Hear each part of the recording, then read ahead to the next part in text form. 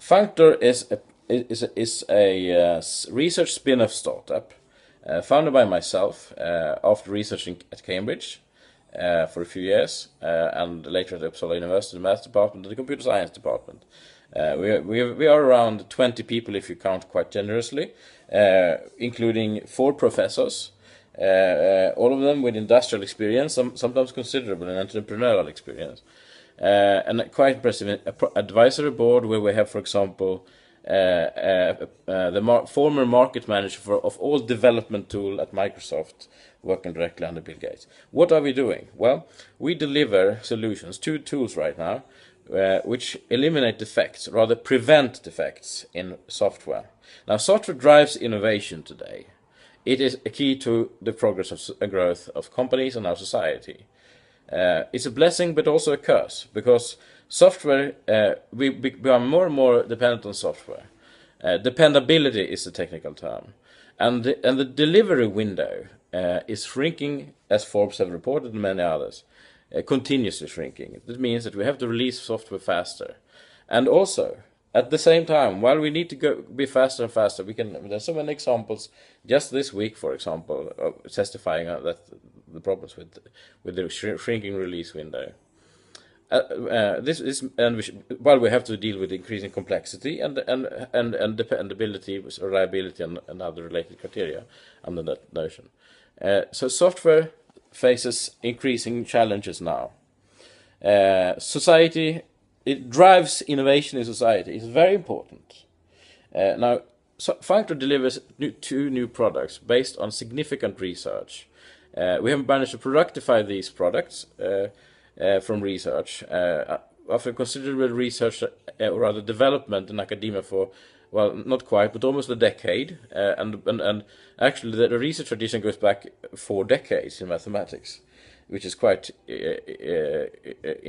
impressive in a way. But it's also remarkable that there is so much research that has not entered into the realm of the industry, which now can solve problems. And our technology can solve problems with testing. We have a new method called hybrid testing, which is associated with our product Functor Prevent, which is comparable to the Stanford spin-off Star shooting spin-off, now with an IPO, developing a so-called static analysis tool for a sort of testing. We have a superior form of testing, much more scalable, which we can combine with their technology in the future, which means that we can deliver software faster while testing faster. Testing is very important. It means that testing means eliminating defects, but we have a tool which prevents defects while also combining guided testing. So it's unique in a way. Okay, so it's a tool for eliminating defects and making programs, developing for safe, reliable software faster to the market, which means increased profits and elimination of risks, which can be considerable in such shrinking release windows for software. Now, there's much more to be said. Our other product is called Scalor. That takes the whole core technology of Functor is taken into consideration into a full-blown product, which has not quite, but almost a decade of development in academia behind it, and then we made it into an industrial product. So Functor Prevent is made for those who develop the most expensive and most important, arguably, software in the society, safety critical software. 95% of that software is made in a specific way, and our tool Prevent works in exactly the same manner for those key target, very costly systems, and is completely unique. What it does, it combines, in fact, 4 things. But we have our core technology, but it combines 4 things in a very novel way, giving a method for testing, while other things. It needs a more careful description, but it is known.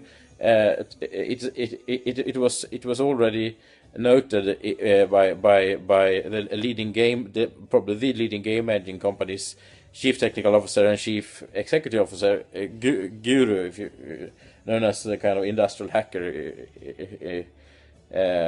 He gave a keynote in a programming conference, the most important deep, profound programming theory conference in the world, the one.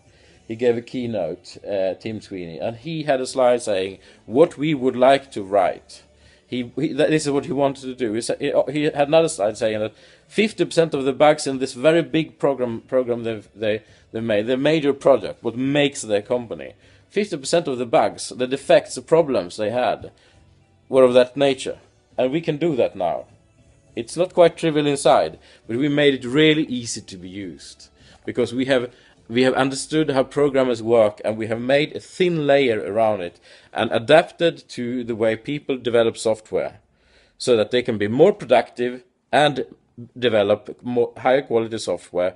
But dependability is the key word. It's a term, well-defined word. It's a strategic, one of the 3 strategic goals in Sweden right now by all the major software-intensive companies in Sweden, which means basically all major companies in Sweden, of course, and basically any company of size has software integrated in these days in this side of the world. So software drives innovation. We are facing challenges, and there is an opportunity.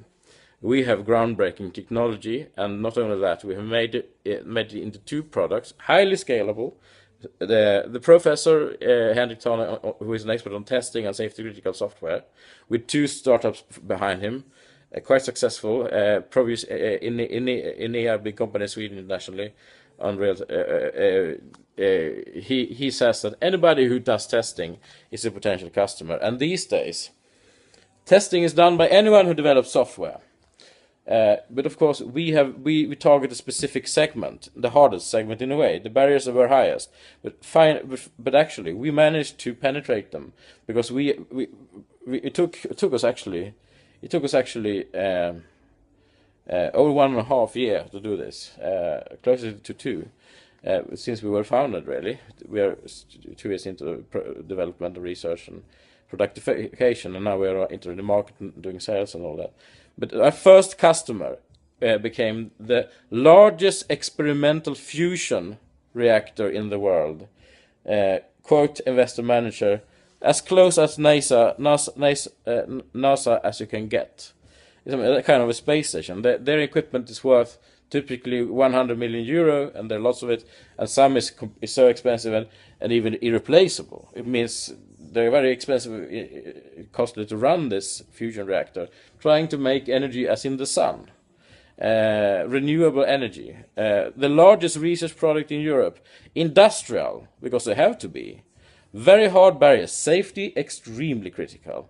I mean, they are not nuclear, but they are still radioactive matters, and they have robots inside the reactor to clean it. And I mean, this is safety is a major concern, obviously. The national grid in the United Kingdom is reconfigured 10 times a day when this reactor is in operation, when not the system has failed, which has happened, and they go down for a period, and also for scheduled maintenance. So 10 times a day, a full nuclear plant in the United Kingdom is allocated to provide enough energy to create a superheated plasma. At the Joint European Tours, the CCFE, the Cullen Centre for Fusion Energy, Oxford, a branch of the United Kingdom Atomic Energy Authority, with whom we have a collaboration, not only with CCFE, which is a customer. 10 times a day, they reconfigure the national grid. The national grid is the energy system, the wiring across the whole country. It has to be reconfigured. That costs a bit. The company they have, it's costly for them. And we are helping them with risks, with profound risks, which I can't go into detail regarding due to United Kingdom Atomic Energy Authority secrecy. But there are risks involved in such reliance on the national grid and the sort of equipment that they need to create such a superheated plasma, and all the equipment and lasers and super fast big data from experiments, indeed. And not only big data, super fast data. The communication is in switched networks, which is the fastest way to communicate data. So this is an ultra challenging environment. It's also a conservative environment, safety, etc. I mean, it's also a collaboration of many European of Europe and other countries. Japan, so no, it's included also, and now a technology transfer to the new within 10 years reactor in ether is ongoing, which is a nice opportunity for us also, where safety is even more a major concern. Now, for them, we have already a letter from the management praising our technology. Now, what we are doing there is we are very glad that their risk awareness was meant a significant barrier for us to penetrate. And indeed, was a sort of litmus test for Functor to see that we have made it, so that we can, so that very demanding customers, which are very risk aware, and in fact in this case very bureaucratic and have very limited funds and so on, are able to allocate money for such new technology in new products, because they see the potential. We have this in writing.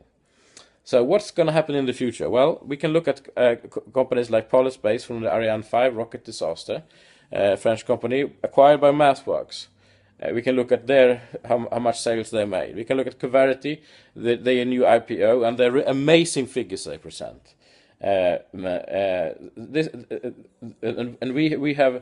have a new kind of approach to this area, which does not exclude these other players, although we would like to integrate the technology in the future, because although ours is much more scalable and is also more profound, since it can address a broader spectrum of issues in software development, while also making us more productive.